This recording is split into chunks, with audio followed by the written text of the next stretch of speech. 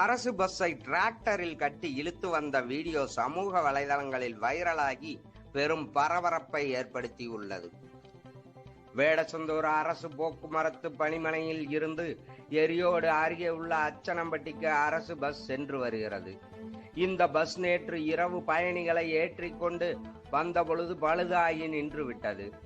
இதனையடுத்து பயணிகளை இறக்கிவிட்ட ஓட்டுநர் மற்றும் நடத்துனர் வேடசந்தூர் போக்குவரத்து பணிமனைக்கு தகவல் தெரிவித்தனர். வேடசந்தூர் போக்குவரத்து பணிமனையில் கிரேன் வாகனம் இல்லாததால் அப்பகுதியில் உள்ள ஒரு டிராக்டரின் உதவியுடன் அரசு பஸ்ஸை வேடசந்தூர் போக்குவரத்து பணிமனைக்கு இழுத்து வந்தனர்.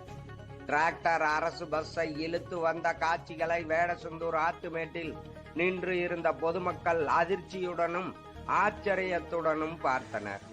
2 நாட்களுக்கு முன்பு கரகாட்டக்காரன் படபாணியில் அரசு பஸ்ஸின் டயர் கலண்டு பஸ்ஸை முந்தி சென்ற சம்பவம் பரபரப்பை ஏற்படுத்திய நிலையில் அது அடங்குவதற்கு முன்பாகவே இப்படி ஒரு சம்பவம் நடந்தது அரசு பஸ்ஸின் பராமரிப்பின்மையை காட்டுகின்றது.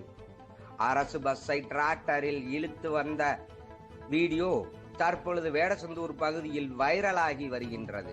வியாழக்கிழமை காலை 10 மணி அளவில் கிடைக்கப்பெற்ற தகவல். என்னாச்சு? பஸ் என்னாச்சு? என்னாச்சு பஸ்ஸுக்கு? செல்பாலையா? டேமேஜா இருக்கு.